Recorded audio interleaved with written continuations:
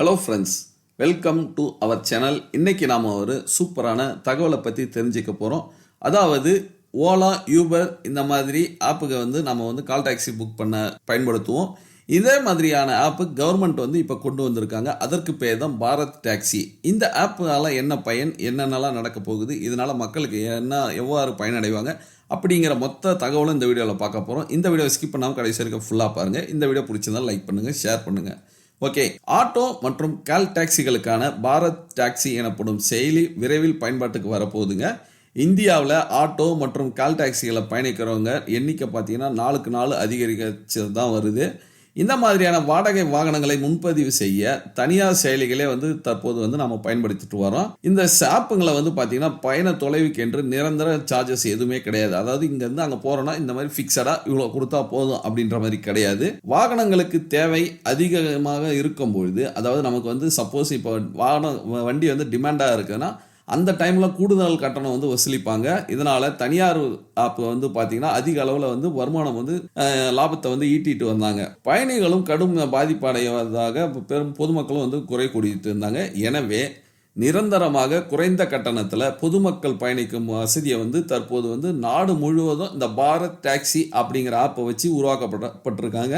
இதற்காக சோதனை நடைபெறும் மற்றும் இந்த ஒரு டெஸ்டிங்கில் இருக்குது. இன்னும் ஒரு சில வாரங்களில் இந்த ஆப் பயன்பாட்டுக்கு வரப்போகுதுங்க. இந்த தகவலை போக்குவரத்து துறை வட்டாரங்கள் தான் தற்போது தெரிவிச்சிருக்காங்க. இது குறித்து ஆட்டோ சங்கங்கள் கூட்டமைப்பினர் என்ன சொல்லியிருக்காங்கன்னு பார்த்தீங்கன்னா, அதாவது ஜாகிர் ஹுசைன் அவர் என்ன சொல்லியிருக்காருன்னா, எரிபொருள் மற்றும் வாகன உதிரி பாகங்களின் விலை பல மடங்கு உயர்ந்திருக்கு.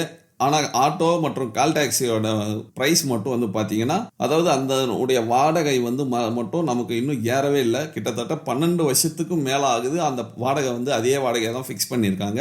ஆப்பிளும் பதிவு செஞ்சு ஓட்டுனா விலை நிர்ணயம் ஏற்ற இறக்கத்தோட இருப்பதால் ஓட்டுநர்களுக்கு குறைந்த வருமானமே வருதுங்க.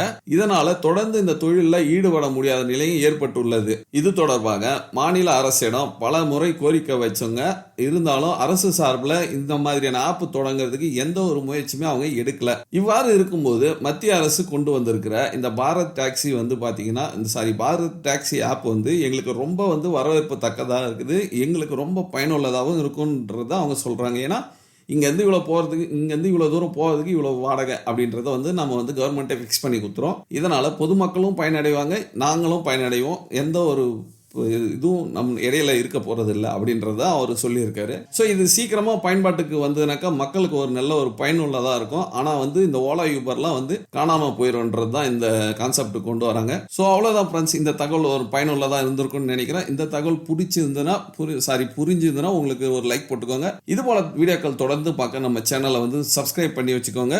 மீண்டும் ஒரு அடுத்த நல்ல வீடியோவில் சந்திப்போம். நன்றி, வணக்கம்.